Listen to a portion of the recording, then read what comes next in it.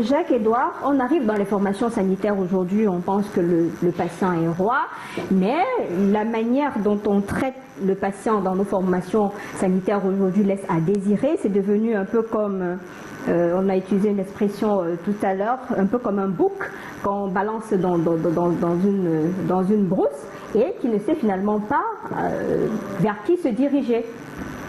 Voilà. Déjà, je vais redire seulement que dans les structures sanitaires, il faudrait un recyclage. Parce que s'il n'y a pas une formation du personnel... Recyclage de qui? Du personnel.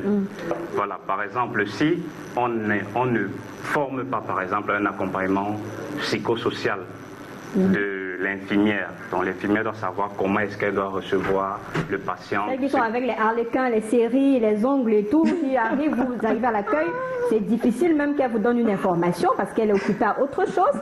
Et vous avez des gens qui meurent comme ça seulement à l'accueil dans les formations sanitaires parce que ces infirmières ou bien personnels d'accueil sont à autre chose.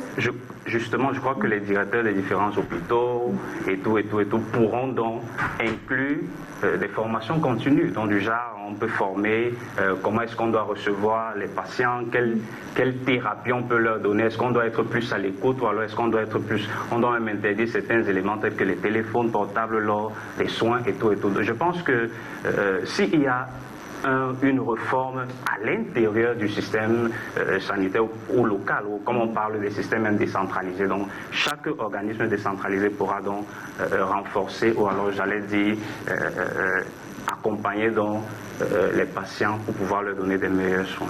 Docteur Philippe, vous avez parlé tout à l'heure des coûts.